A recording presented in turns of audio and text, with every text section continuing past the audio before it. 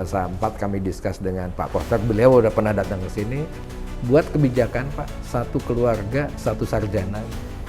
Paling cepat mengentaskan kemiskinan adalah dengan pendidikan.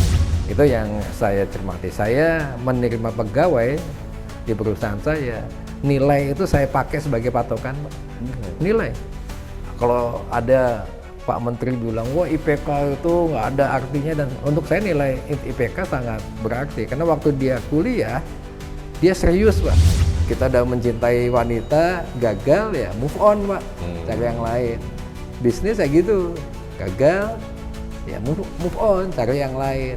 Dengan itu tadi antara feeling dan logika, dan kesempatan untuk anak-anak muda tuh sangat besar sekali Pak dibandingkan zamannya kita. Kalau saya dulu sangat ingat dengan Pak Sumitro Joy Hadikusumo, Pak, bapaknya Pak Prabowo. Kalau kamu ingin menguasai dunia, kuasain itu satu.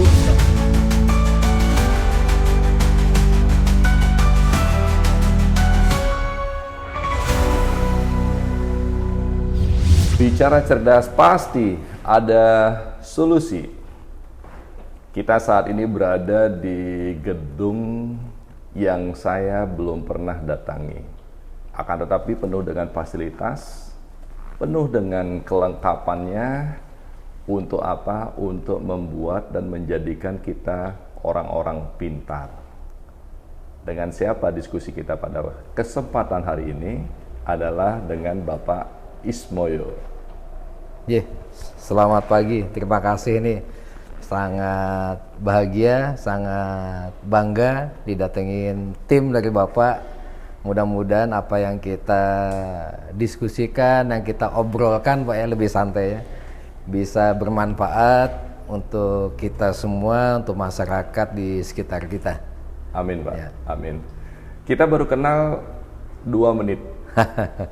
Kenal 2 menit langsung ngobrol tik vokal kayak gini Pak. Ya. Pak Ismoyo, dipersilakan Pak. Bapak, saya belum kenal Bapak. Siapa Bapak, aktivitas Bapak, dan apa yang sedang Bapak buat di sini Pak?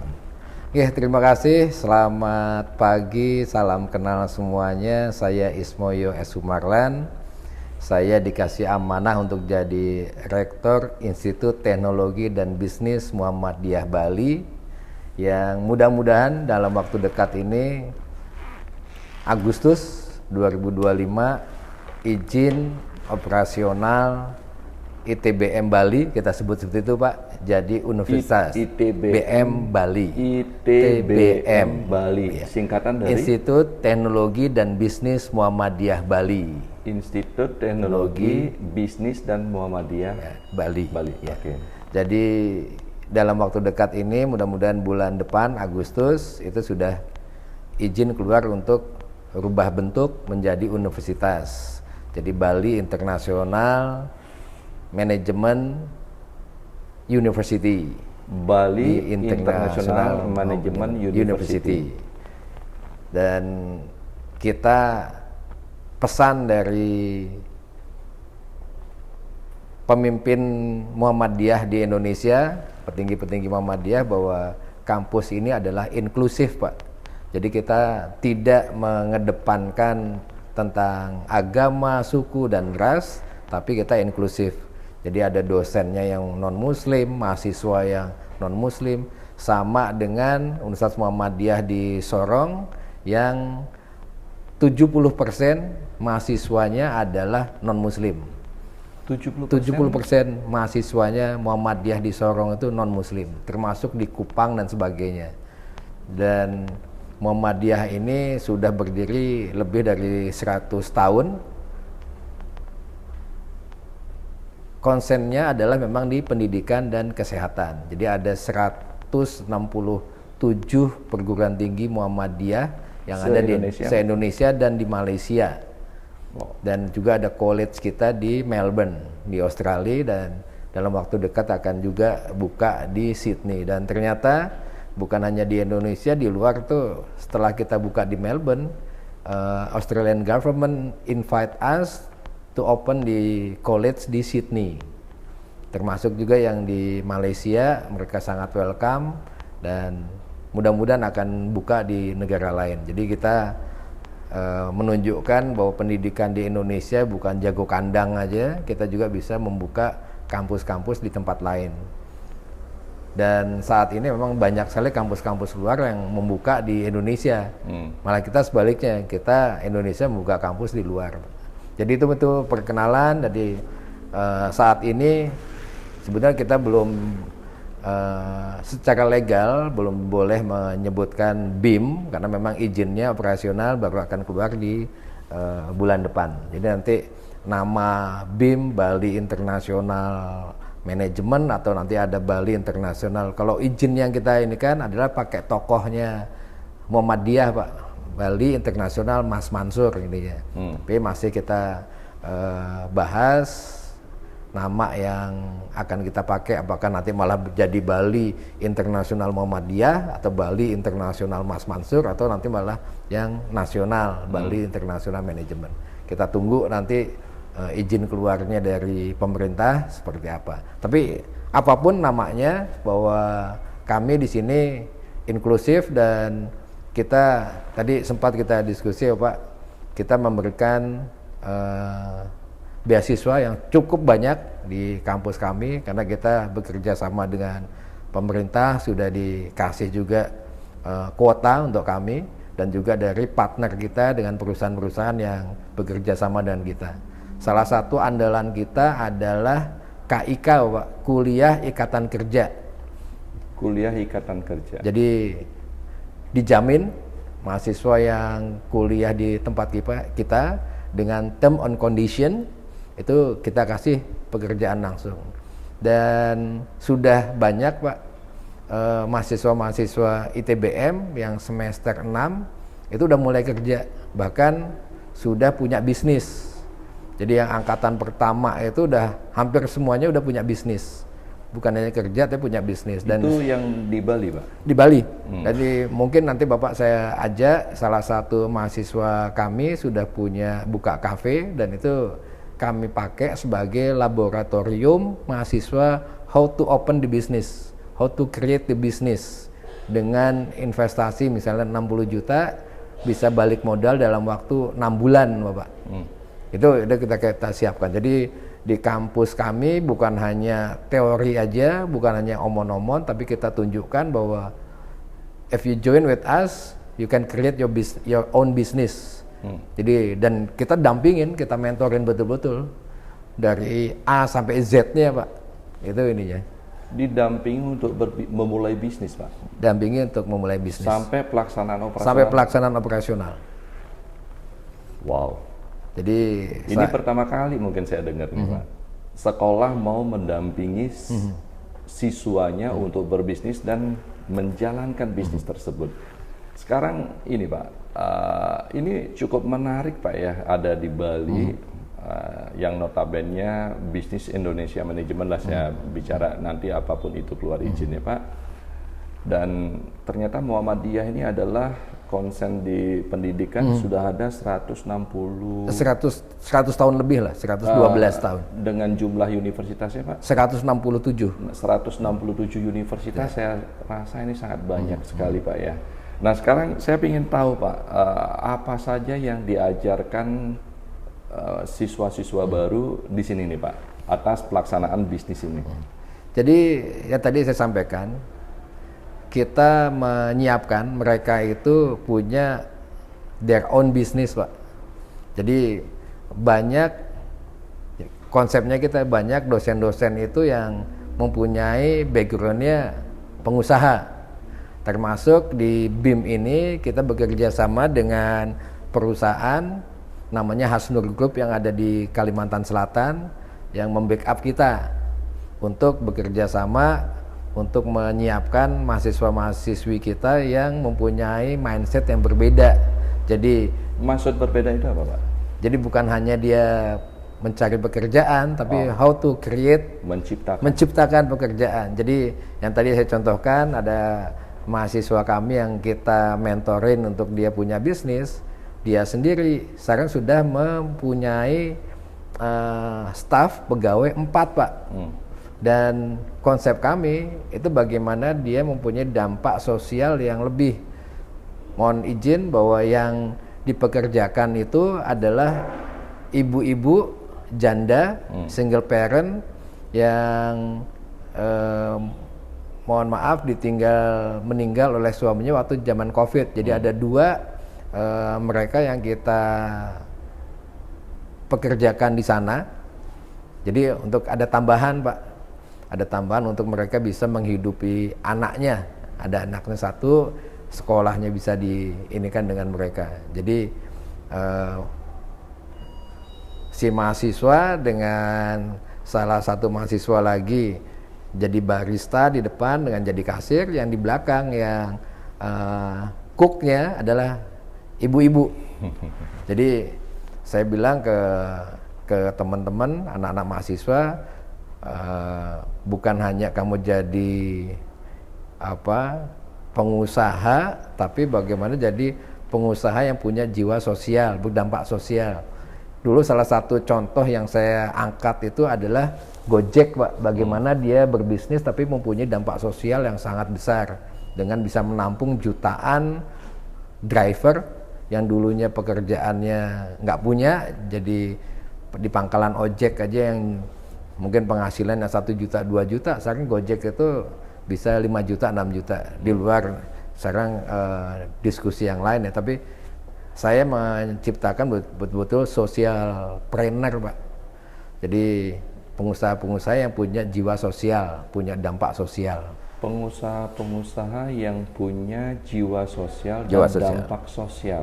Kalau saya di sini yang saya angkat jempol Aji Krishna, Pak. Bagaimana dia bisa menampung berapa ribu tenaga kerja, terus bagaimana dia menampung disabilitas untuk bekerja di tempatnya dia. Jadi betul-betul dampak sosialnya yang diciptakan beliau itu sangat tinggi. Dan itu yang saya contoh tuh, Pak. Kalau menurut Bapak itu, kalau kita bicara sosial, Pak ya, apakah kita menunggu sukses dulu untuk sosial, apa bagaimana kita melakukan aksi sosial ini sebelum ada profit, Pak? Yang saya lakukan, kegiatan bisnis kami yang berdampak sosial yang tadi saya sampaikan. Waktu kita buka, kita udah menampung, mohon izin tadi, mohon maaf, janda-janda, Pak.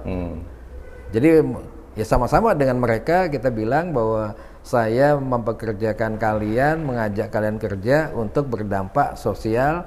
Yang dulu kamu nggak punya penghasilan yang bagus, sekarang join dengan kita berpenghasilan bagus. Yang tadi yang saya sampaikan yang ibu-ibu itu, Pak, dia membuat dimsum. Dia dimsumnya dijual di tempat kita. Terus saya ajarin lagi dimsumnya dia dibuat frozen, kita jual untuk online. Jadi tapi basically bahwa dia punya penghasilan di usahanya itu, Pak. Tambah lagi dengan dampak sosial yang lain, online dan sebagainya. Iya. Jadi nggak perlu nunggu profit baru kita ini ke sosial, nggak. Justru kita melihat ada peluang di situ yang mereka bisa menghasilkan Yeah, profit juga, Pak ya. Kalau menurut Pak Ismo, kalau Bapak sendiri di Bali udah berapa lama, Pak? Saya masuk Bali tahun 1989 bulan Juli, jadi ingat ya. Oh, udah lama sekali. Pak Ismoyo, kalau menurut Bapak, kalau di Bali ini saya lihat memang bahwa semua universitas ciptakanlah lapangan pekerjaan. Ciptakanlah lapangan pekerjaan. Jangan menunggu kamu untuk menjadi pekerja, Pak. Akan tetapi mindset orang ini dan lingkungan orang untuk mencari titik aman, ya kamu harus bekerja. Untuk membuat yang namanya kehidupan lebih damai, ya enakan bekerja. Ada juga yang kedua, saya belum punya modal. Saya tidak ada jiwa berbisnis. Nah, membongkar atau merubah mindset itu challenge-nya di mana, Pak? Kita biasanya based on our background juga, Pak. Misalnya orang tuanya ASN, pasti kurang lebih mereka anak-anaknya akan seperti bapaknya yang bekerja 9 to 5, berangkat kerja, pulang dan sebagainya. Kalau saya, bapak saya juga dulu pegawai negeri Pak, beliau Direktur Utama BUMN, jadi berangkat jam 8, jam 9, pulang sore dan sebagainya. Itu tertancap di mindsetnya kita, I want to be like him. Tapi Bapak mengajarkan beda. Saya waktu masih kuliah dikasih modal dengan beliau. Kita punya lahan cukup. Kamu senang apa sih? Oh, saya senang binatang. Karena waktu kecil tuh saya senangnya main ayam, Pak. Wah, mainan ayam kecil tuh di ini kan. Waktu kuliah, kamu kan dulu senang binatang. Kenapa kamu nggak bisnis ayam aja? Buatlah saya peternakan ayam pedaging, Pak. Untuk hobi saya bisnis.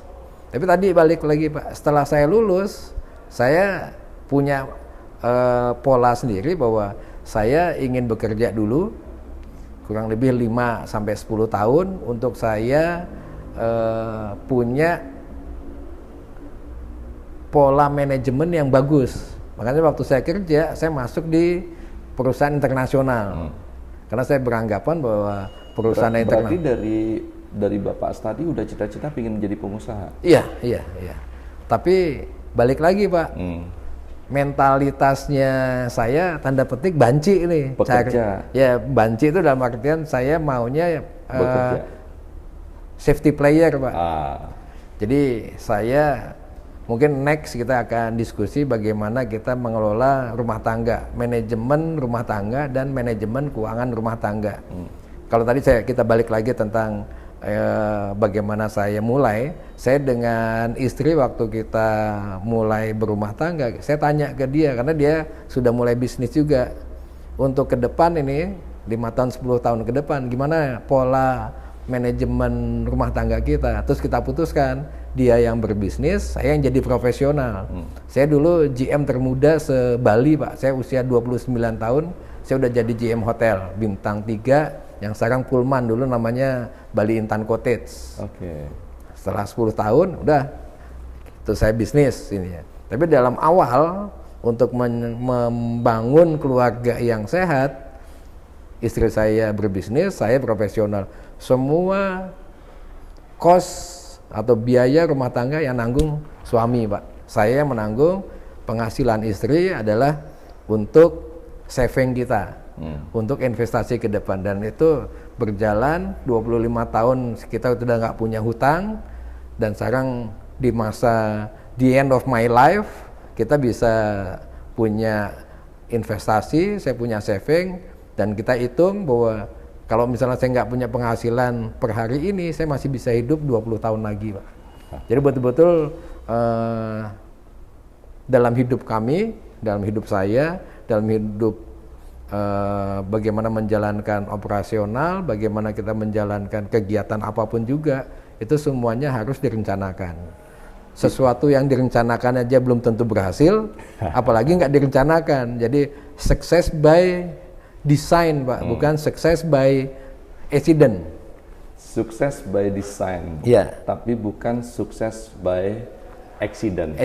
Tapi tiba-tiba jadi kaya, wah enggak, saya malah enggak. Tapi itu, Pak, mohon maaf, Pak ya, itu sebagian orang mengatakan sebuah teori, Pak.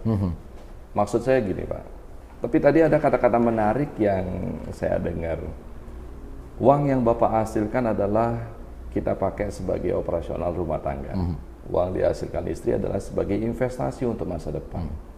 Kan sekarang itu uangmu adalah uang kita bersama, uangku adalah uangku. Nah, itu joke-nya, Pak. Nah, dan Bapak mengatakan bahwa hidup yang direncanakan itu aja belum tentu berhasil, apalagi hidup yang tidak direncanakan. Banyak orang yang bahkan saya berani berkata 90% kita semua merencanai namanya sebuah kehidupan, Pak. Memakai yang namanya sebuah teori, salah satunya adalah seperti yang Bapak lakukan secara manajemen. Akan tetapi di dalam pertengahan perjalanan ini, pastinya ada yang namanya pasang dan surut, Pak. Naik dan turun kehidupan. Permasalahan-permasalahan yang muncul kehidupan. Sehingga menjadikan orang-orang kita atau manusia ini mengalami yang namanya keluar dari rencana kehidupan tersebut. Tentu Pak, tentu semua orang mengalami yang namanya permasalahan kehidupan Pak. Coba Pak kasih tips. Oh, saya lagi mengalami permasalahan kehidupan sekarang. Masalah keuangan tentu tidak bisa lepas juga dari masalah keluarga. Ada tipsnya Pak? Ada teori menyatakan bahwa orang yang berhasil itu apabila bisa melaksanakan plan B-nya, Pak. Kenapa seperti itu? Karena biasanya plan A-nya nggak sukses. Jatuhlah dia, buatlah plan B dan sukses. Itu orang yang hebat, Pak. Kalau yang tadi saya bilang, plan A seperti saya dan sukses itu biasa. Jadi kesimpulannya adalah untuk kita jangan pernah takut akan kegagalan, Pak. Semua orang pasti punya masalah. If you meet everybody, Pak, pasti semua punya masalah.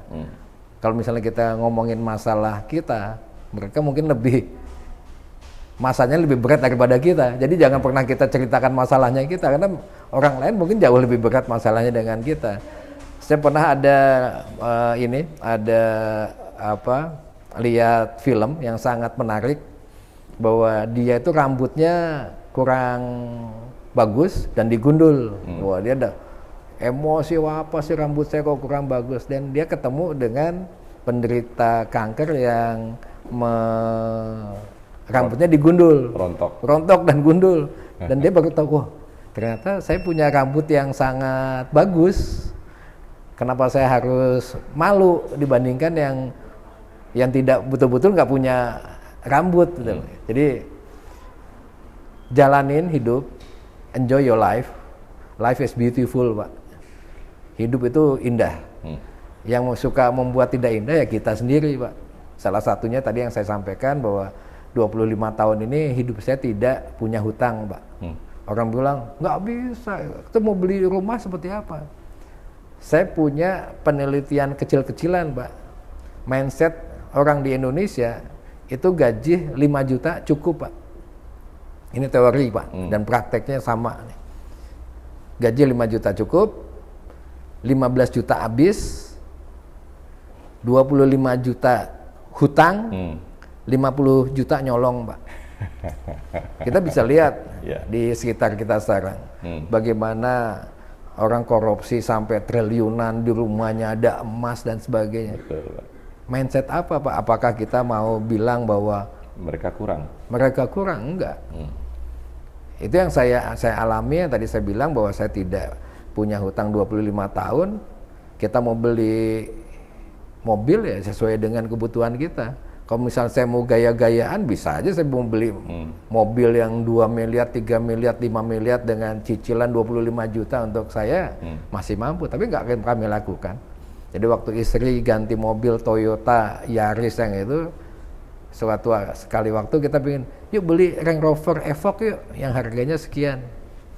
Terus istri malah bilang, Pak, aku juga jarang make, kenapa saya harus pakai itu untuk status? Enggak lah, kita keperluan kita mobil adalah untuk keperluan kita, dan saya udah sangat nyaman dengan Toyota lah misalnya, Pak, dan kita bayar cash, udah selesai, Pak. Beli rumah cash juga, Pak, ya sesuai dengan kita. Kita bisa beli rumah yang miliaran, bisa dengan nyicil, tapi kita beli rumah ya yang biasa, yang sesuai dengan keuangannya kita renov pelan-pelan, ternyata ya rumahku istanaku, rumahku surgaku, bahagiaku, damaiku juga. Berdamaiku bahagia juga. Tapi nyicil nggak damai, Pak. Ya, kemarin kan terbukti waktu COVID itu semua pada teriak, semua yang punya hutang, Pak. Kita dengan penghasilan misalnya 1 bulan 100 juta, tiba-tiba di COVID itu penghasilan kita hanya 10 juta, 15 juta, ternyata bisa kita, Pak. Kita beli makanan yang sederhana, kita masak, jadi fun juga di rumah, kita masak bersama-sama. Jadi itu mungkin, Pak, yang saya mencoba menjalani hidup ini dengan keindahan yang ada, Pak. Jadi menjalankan kehidupan dengan keindahan yang ada. Kata kunci yang saya dengar dari tadi dengan Bapak adalah menikmati berdasarkan kemampuan yang kita miliki. Ya, ya, ya. Itu Pak ya? Ya, ya. Saya malah dapat ini jadi konklusinya dari Bapak. Kan saking tukar apa ilmu nih Pak kita nih Pak. karena kan kita yang menonton Pak, Ya, Bapak ya, yang ya. menjalankan. Tetapi di zaman Bapak dulu, di zaman Bapak berjuang untuk menjadi saat ini, oh saya bekerja dulu 10 tahun menjadi GM Pak ya. Itu dulu Pak. Kalau anak-anak sekarang Pak, apalagi ya ada yang namanya istilah strawberry. Cepat matangnya, cepat busuknya. Atau ini anak-anak pinginnya instan. Ini anak-anak pinginnya cepat punya uang. Ini anak-anak kalau tidak prospektif dia pindah lagi segera. Bahkan belum setahun 2 tahun pindah lagi. Sedangkan Bapak dulu di satu tempat menekuni, benar-benar menekuni dan mau berproses.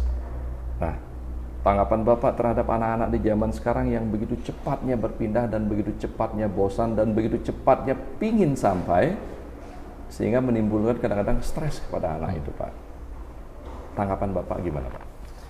Hidup ini memang proses Pak. Hidup ini adalah pilihan. Jadi anak-anak yang mempunyai pola seperti itu jangan disalahkan. Jangan disalahkan. Kalau saya arahkan Pak. Termasuk anak saya Pak. Anak saya dulu di SMA 4 Denpasar, prestasi akademis yang sangat baik, masuk di ITB, Bandung, diterima juga di Gajah Mada. Dia seperti itu Pak, pindah tempat. Tapi saya bilang ke dia, apa yang kamu cari Dek sebetulnya? Apakah kamu mencari status, ataukah kamu mencari kenyamanan, atau apa? Kamu yang harus tahu.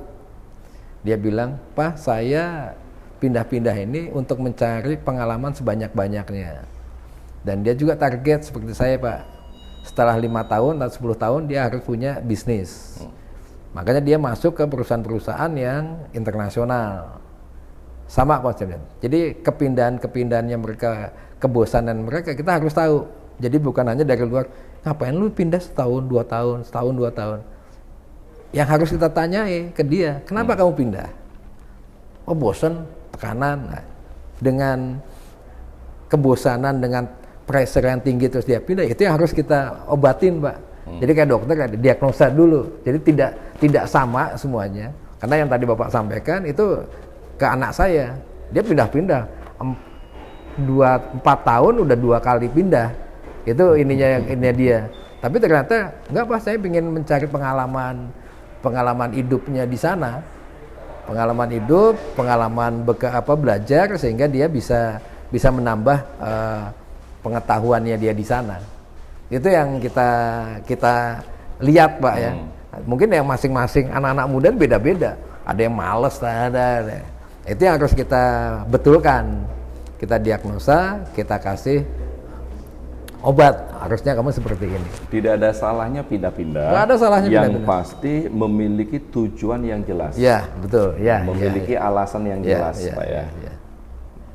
Sehingga anak di zaman sekarang pengennya memiliki yang namanya banyak pengalaman, pengennya yang memiliki banyak kesempatan.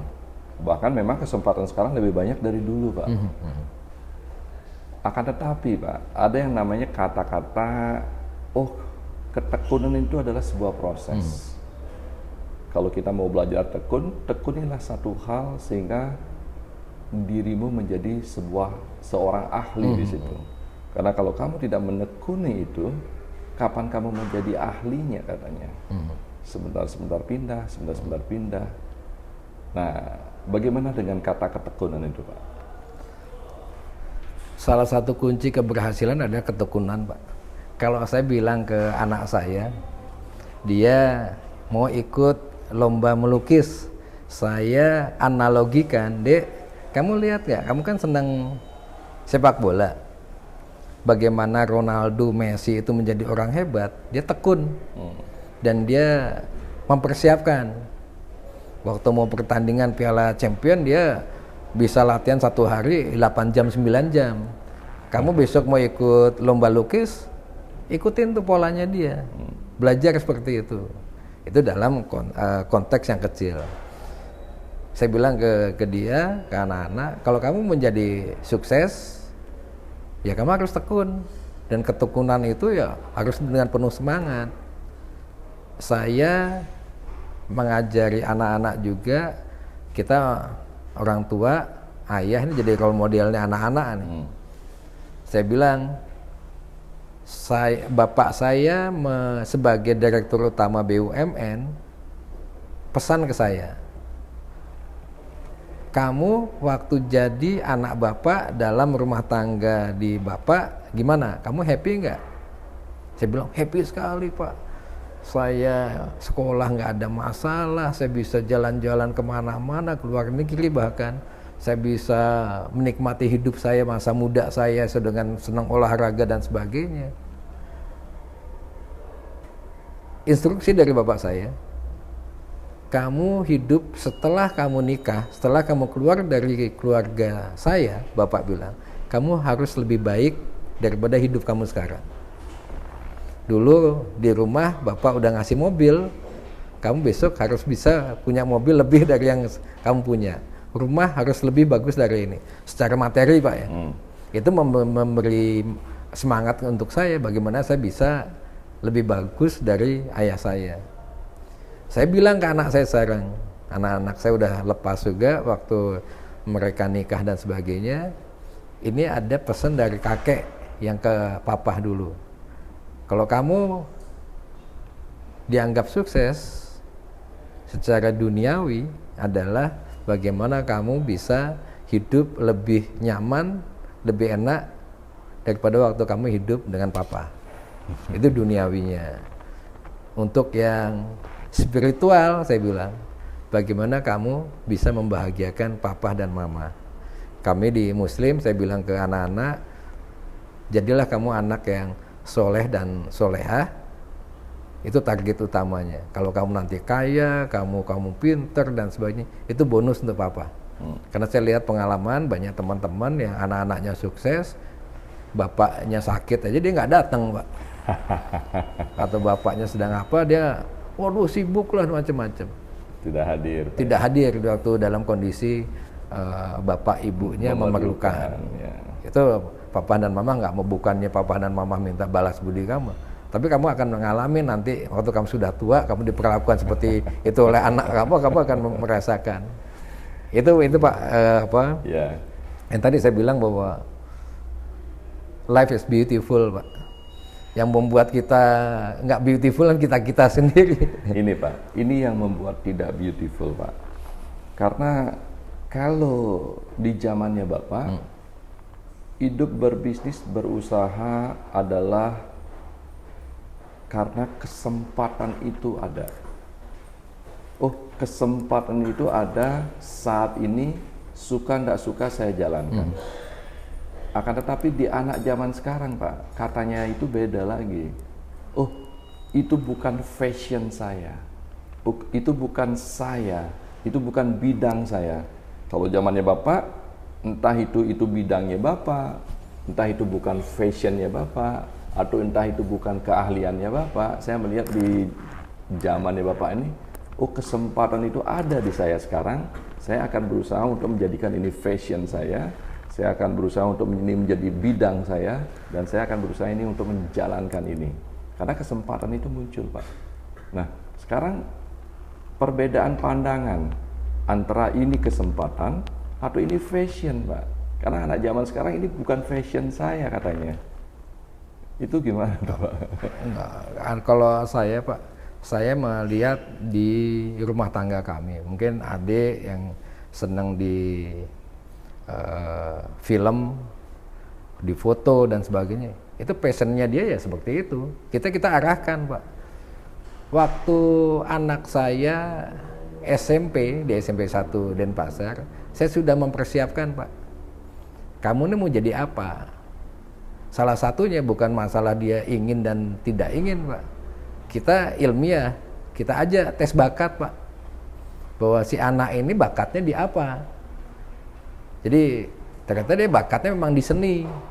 Ya kita arahkanlah ke seni, mau dia di desain grafis di ITB atau arsitek UGM yang berhubungan dengan seni, Pak. Jadi Tidak dipaksakan menjadi... tidak dipaksakan, Pak. Saya Bapak. tidak memaksakan, tapi saya mempunyai dasar ilmiah. Pak, aku mau jadi engineer. Loh, Dek, menurut tes bakat tuh kamu malah cocoknya di seni. Itu kita arahkan, Pak. Orang tua ini kan bukan memaksakan kehendaknya orang tua. Saya pernah, kebetulan kakak saya fisiolog, dia Tapi profesor. seumur Bapak biasanya anarkis, Pak, harus diikutin. Saya termasuk otoriter, Pak.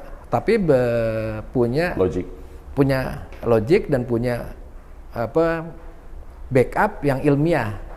Dan ternyata yang kita diskusikan dengan anak, Dek, kamu mau apa, Dek? Oh, aku mau yang perempuan. Kalau yang laki dia udah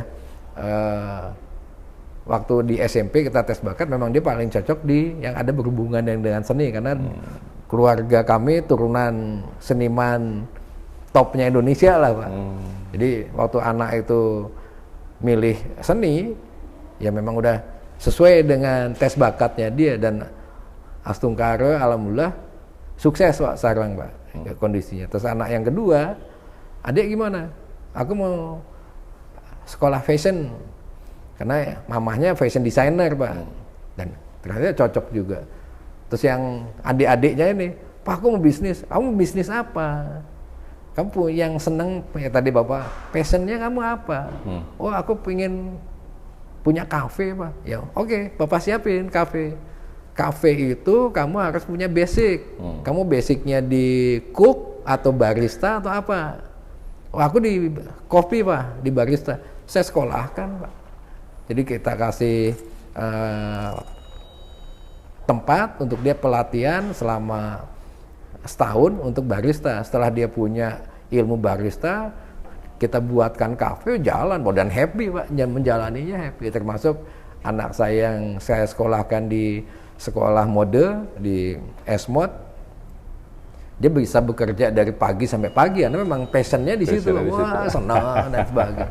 Jadi kalau misalnya anak-anak muda sekarang, Pak, saya di kampus juga mengarahkan ke dia, sama, Pak, apa sih kamu maunya, ingin jadi apa, passion kamu seperti apa? Ada cewek, wah saya seneng desain, Pak, ya udah nanti kita arahkan kamu kewirausahaan, tapi yang bisnisnya bisnis fashion. Oh, Pak, saya belum punya modal. Ya udah, sekarang lebih banyak kesempatan sekarang daripada zaman yang kita dulu, kok, Pak. Betul. Anak-anak kewirausahaan mau bisnis, dia belum punya produk, jadi reseller, Pak. Dia bisa dapat 20-30% keuntungan. Mau jualan punyanya desainer siapa. Kalau misalnya di kosmetik punyanya Wardah, punyanya SR12, mereka membuka kesempatan. Kalau tadi Bapak sampaikan peluangnya anak sekarang dengan zaman saya dulu, peluang banyak sekarang, Pak. Hanya tinggal dia mau atau enggak. Hanya dia punya passionnya di mana, dia mau atau enggak. Kita orang tua kampus yang mengarahkan, ini lo kamu ke sana. Kalau dulu banyak istilahnya inkubasi bisnis, Pak. Dia di kampus-kampus punya inkubator, dia dibawalah ke kampus. Kalau saya malah saya balik. Mereka punya bawa dari kampus, bawa keluar, kita jadi mentoring di tempatnya dia langsung. Praktek lapangan di luar. Praktek lapangan, gitu. Ya itu, Pak, karena kadang-kadang zaman ini kan berubah, Pak, ya. Zamannya berubah itu, kalau dulu orang dikatakan bodoh, dipaksa mencari pengetahuan untuk menjadi pintar, sehingga dia fokusnya untuk menjadi pintar, Pak. Kalau sekarang, Pak, dengan teknologi yang begitu mudahnya kita bertanya kepada AI, Google, jadi pintar itu penting tidak penting.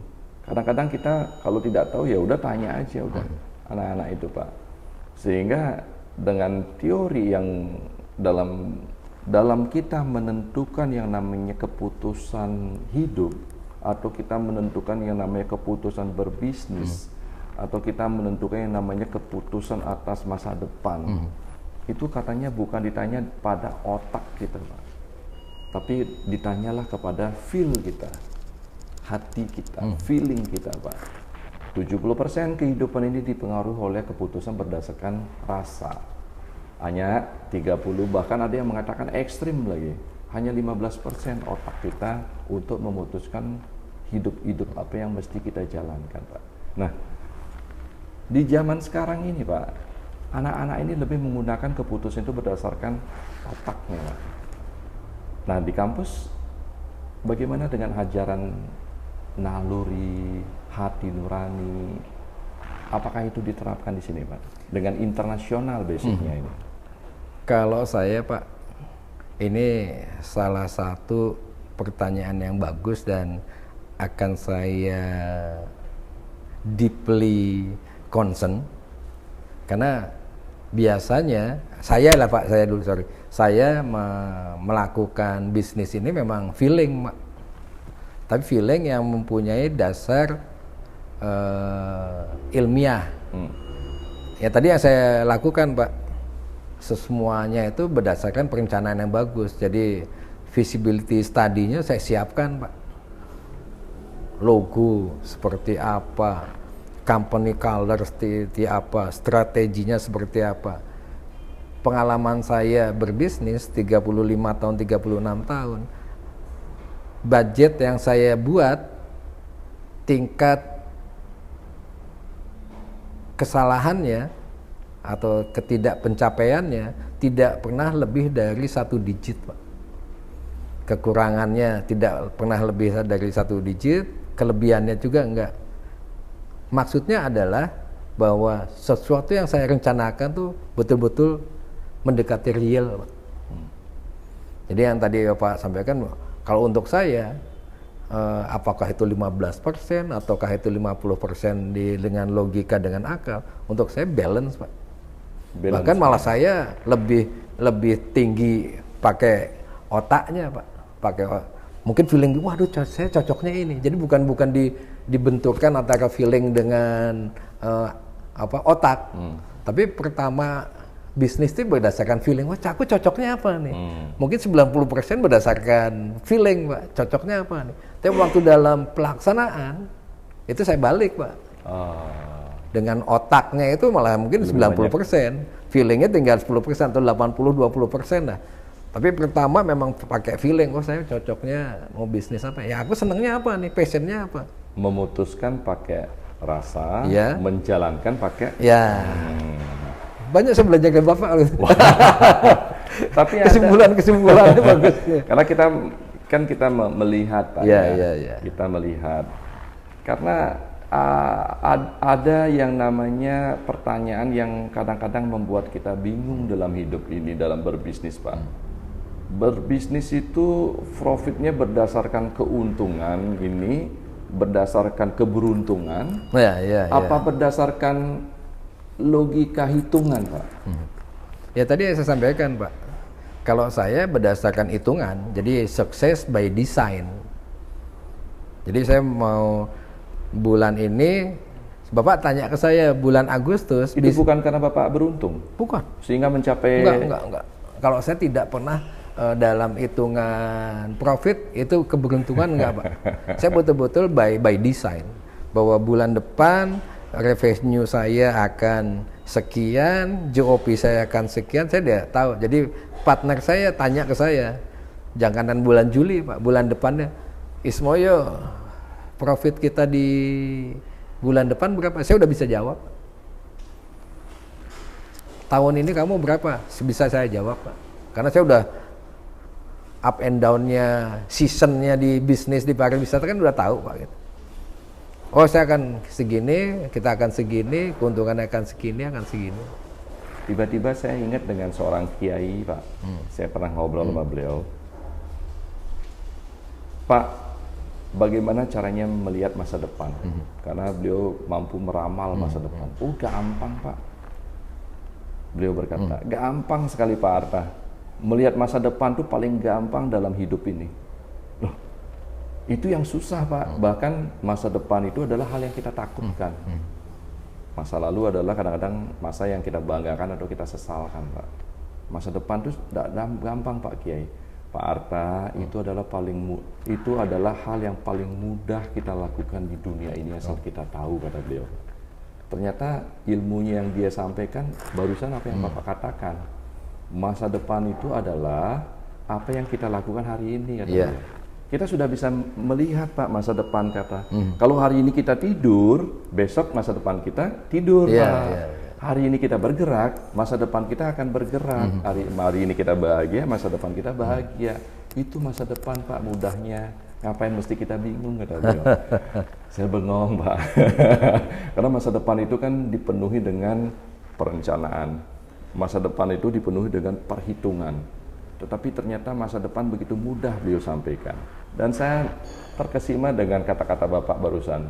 Karena saya sering menginterview orang, Pak, bahwa keberuntungan itu adalah hal yang paling sangat menentukan titik daripada keberhasilan. Sedangkan Pak Ismoyo berkata, loh, keberuntungan itu bukan tiba-tiba, Pak, tetapi harus berdasarkan logik yang kita lakukan.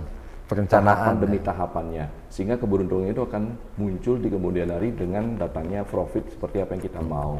Itu, Pak, ya, kira-kira. Oh, ini saya melihat, oh ternyata diperhitungkan dulu, direncanakan dulu, baru kita ciptakan keberuntungan. Iya. Bukan keberuntungan dulu untuk takdir, Pak, ya.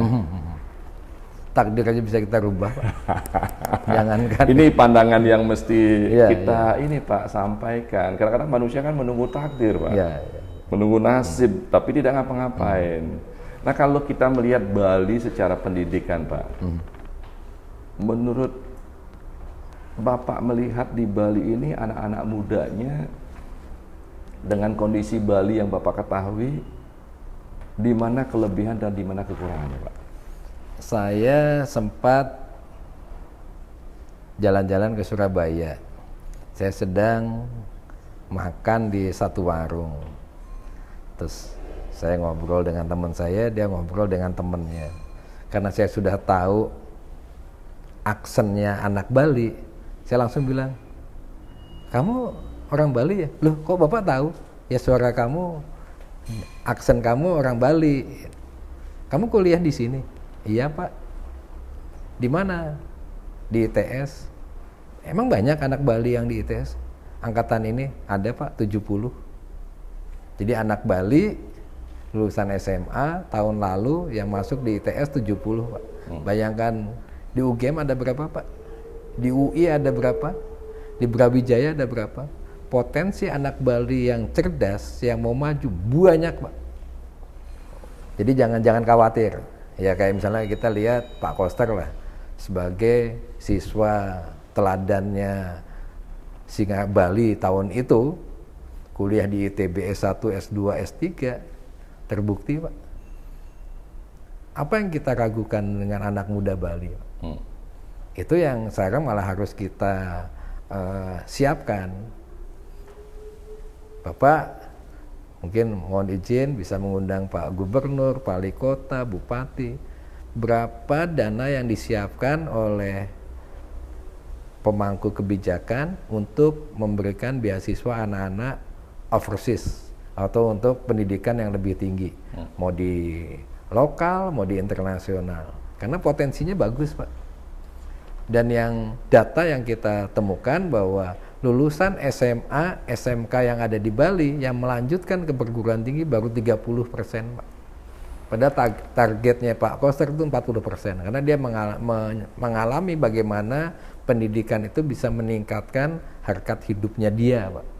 Dari yang tidak kurang mampu menjadi dia bisa sukses seperti ini. Ya, dengan pendidikan. Dan pendidikan. Jadi salah satu yang sempat kami diskus dengan Pak Koster, beliau udah pernah datang ke sini. Buat kebijakan, Pak, satu keluarga, satu sarjana. Paling cepat mengentaskan kemiskinan adalah dengan pendidikan. Betul, setuju itu, Pak. Dan ini yang jangan, tadi itu kelebihannya yang tadi saya sampaikan untuk anak-anak muda Bali itu potensinya untuk jadi orang sukses di pendidikan, lewat pendidikan sangat tinggi. Tapi sekarang banyak juga yang mencari bahwa, enggak, Pak, saya lulus SMA, SMK, saya mau di kepala pesiar dan gaji 20 juta, 25 juta. Tidak salah, Pak. Tidak salah. Tidak Uang salah. dulu. Uang dulu, karena dia mungkin waktu zaman sekolah dia kekurangan uang, dia ingin mencari uang, menabung untuk nanti mungkin untuk berbisnis. Nah, tapi untuk saya menawarkan ke teman-teman yang kapal pesiar atau dia sebagai tenaga migran, kenapa kamu nggak ikut kuliah di UT juga ada, kamu bisa online kuliah dan sebagainya. Karena menurut saya bahwa dengan pendidikannya lebih tinggi, intelektualitasnya lebih tinggi, pasti konsep hidupnya akan lebih tinggi, Pak. Itu yang saya cermati. Saya menerima pegawai di perusahaan saya, nilai itu saya pakai sebagai patokan, Pak. Nilai. Kalau ada Pak Menteri bilang, wah IPK itu nggak ada artinya, dan untuk saya nilai IPK sangat berarti. Karena waktu dia kuliah, dia serius, Pak. Sehingga dia mencapai nilai yang bagus. Dengan keseriusan ini akan terbawa waktu dia kerja, Pak. Kalau misalnya sekolah, kuliah, main-main aja, nanti habit itu akan kebawa waktu dia kerja, Pak. Jadi staff saya bilang, Bapak kok pasti gitu sih Pak, kok yang pinter-pinter aja yang di. Saya bilang, anak yang pinter ini pasti dia serius, Pak. Orang yang serius. Orang yang serius waktu sekolahnya. Tapi kalau dia nyontoh, ya itu serius nyontoh. Tapi setidak-tidaknya bahwa yang nilainya baik itu adalah dia pasti serius lah untuk menjadikan dia anak yang prestasi akademisnya bagus. Dan terbukti saya, Pak, IPK saya itu 4,00 sempurna. Wow. Anak saya di ITB lulusan terbaik ketiga waktu wisuda. Itu yang saya tekankan ke anak-anak, di bidang apapun juga kamu serius. Kalau jobnya kita, kalau kamu jadi profesor yang betul-betul baik. Kalau kamu jadi direktur yang baik. Kalau kamu jadi maling profesional. Seperti itu jobnya, Pak. Seriuslah dalam hidup ini, Pak. Seriuslah dalam hidup ini. Sekarang coba, Pak, banyak anak tamat SMA. Umumnya saya juga nih, Pak. Umumnya kita kuliah ikut-ikutan atas lebih banyak yang mana nih? Yang mereka cari fakultas, cari universitas, ikut-ikutan atas pemberitaan, ikut-ikutan atas lingkungan, ikut-ikutan atas yang kita ketahui umumnya, Pak. Ikut-ikutan. Ujung-ujungnya, ternyata potensi saya tidak di situ. Ujung-ujungnya tamat kuliah tapi pekerjaan tidak sesuai dengan studi. Nah, gimana caranya, Pak, bahwa anak yang umur SMA mencari universitas, dia menyadari, mengetahui ini potensi saya, ini yang harus saya lakukan, dan disinilah saya kuliahnya. Simpel, Pak. Tadi udah saya jawab, tes bakat, Pak. Tes bakat, Pak. Ya? Tes bakat, habis itu setelah dia ikutin tes bakat, dia, saya mau ke ini, mau ke fakultas psikologi. Apa dia tahu output setelah dia kuliah di psikologi itu jadi apa? Nah itu, Pak. Itu yang harus di kampus-kampus mensosialisasikan. Lulusan kewirausahaannya BIM, itu kamu akan seperti ini. Makanya di kampus kami, Pak, yang di kewirausahaan, itu tidak saya minta buat skripsi, Pak. Saya minta dia buat tugas akhir. Tugas akhir bagaimana kamu membuat bisnis. Kata dalam bisnis yang nyata. Bisnis yang nyata. Apa bisnis? Bisnis yang nyata. Teoritis. Bisnis yang nyata. Misalnya dia tidak punya modal seperti keluarnya banyak orang, ya udah kamu jadi reseller, Pak. Tugas akhir sekolah di BIM. Tesismu adalah membuat bisnis. Perlu waktu, Pak, ini bisnisnya. Bisa dikatakan berjalan atau tidak berjalan. Menentukan tuh di mana, Pak? Bisnisnya kan hanya dua pilihan, Pak, atau dua hasil, berhasil atau gagal. Tujuan kita berhasil, ya resikonya gagal, dan itu semua akan mengalami. Jadi nanti tugas akhirnya dia, bisnisnya dia belum tentu, Pak, ini Pak bisnisnya sudah omsetnya 1 miliar 100 juta, belum tentu itu bagus, Pak. Ada yang bawa ke kita tugas akhir, ini Pak, tugas akhir saya, Pak, saya mau buat bisnis dan gagal, Pak. Kita akan bahas kegagalannya di mana. Nanti setelah dia selesai, kamu harus mempelajari dari kegagalan itu untuk kamu bisa sukses. Ini sangat menarik, Pak. Kalau kamu mau sukses, ya kamu harus gagal. Ya kan, tadi saya sebutkan. Dan kalau kamu gagal, kamu pasti sukses. Berarti orang nggak perlu takut gagal, Pak, ya. Memulai bisnis tidak penting itu sukses atau gagal, akan tetapi yang saya tangkap, mulai aja dulu. Kalau gagal, ya kita belajar dari kegagalan itu menjadi sukses. Saya bilang bisnis ini kan kayak wanita, Pak. Bisnis ini sukses, udah kita nikah. Dan wanita gagal ya cari yang lagi, yang lain lagi. Jadi jangan pernah takut untuk memulai. Dan mantan itu takdir yang tidak terjadi, Pak.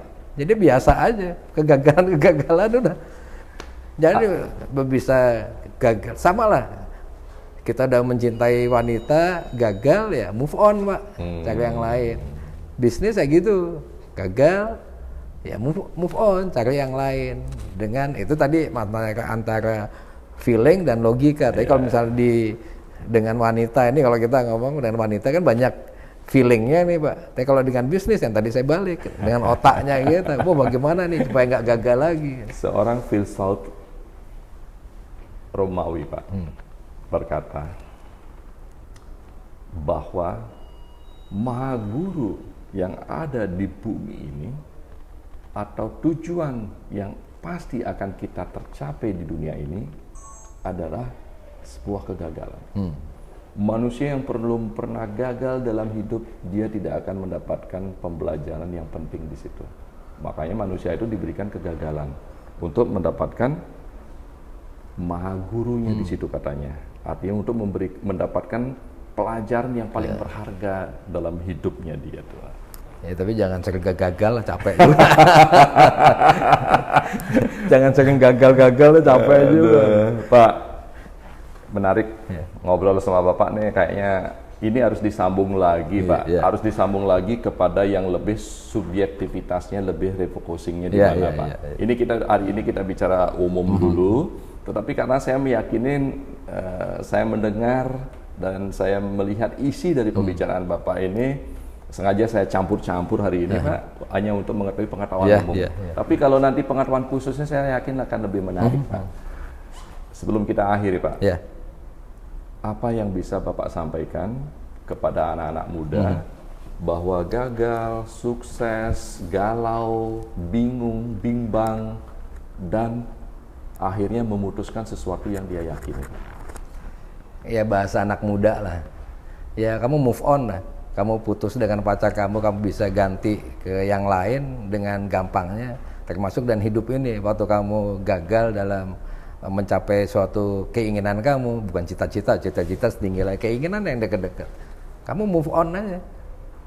Saya bilang bahwa perubahan ini akan terus berjalan, Pak, dalam hidup kita, dalam secara global dan sebagainya. Tapi kita balik lagi karena anak muda, move on aja. Kata-kata kuncinya untuk hari ini, move on, bergerak terus, Pak. Bergerak yang kalau misalnya ini ya yang positif ya. Dan kesempatan untuk anak-anak muda tuh sangat besar sekali, Pak, dibandingkan zamannya kita. Kalau saya dulu sangat ingat dengan Pak Sumitro Joyo Hadikusumo, Pak, bapaknya Pak Prabowo. Kalau kamu ingin menguasai dunia, kuasain itu 1 bahasa dan 2 matematika. Pola pikirnya kita. Dengan bahasa, kamu menguasai setengah dunia ini, belajar bahasa Inggris yang bagus. Kamu ingin menguasai Asia, bahasa Cina dan Jepang. Kamu ingin menguasai Eropa, bahasa Perancis atau Jerman. Itu dari segi bahasa. Kenapa matematika? Karena hidup ini banyak menggunakan logika, Pak. Itu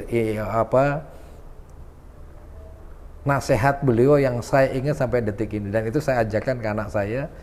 Kamu harus belajar bahasa untuk kamu bisa menguasai dunia. Kamu matematika, kamu hidup ini penuh dengan logika. Kamu belajar fisika, kalau nggak bisa hitung-hitungan nggak bisa, Pak. Jangankan fisika, berbisnis pun berbisnis nggak bisa hitung-hitungan, matematika nggak bisa. Jadi matematika, jadi pintar Pak Koster milih dulu S1-nya di ITB, ambilnya S1-nya matematika. Dia terhitung pakai hitung-hitungan semuanya. Oke, terima kasih, Oke, Pak. Pak. Ternyata pandangan-pandangan yang disampaikan pada hari ini, kesederhanaan itu adalah sesuatu yang menentukan. Apa itu kesederhanaan? Ternyata kalau mau hidup, ya namanya hidup ya bergerak. Ya. Kalau mau mati, ya diem. Ya. Jadi itulah pilihan kita. Mau hidup atau mati, sangat gampang. Kalau mau hidup, tinggal bergerak. Kalau mau mati, tinggal diam. Ya. Dan Kalau mau yang namanya sukses, ya pasti gagal. Kalau gagal, karena ada pelajaran di situ, pasti sukses. Ya, ya. Terima kasih Pak, semoga Terima kasih Pak bermanfaat. Arthur. Salam sehat, berbahagia Pak. Ya, ya. Terima kasih. Ya, makasih semuanya. Ya, terima kasih.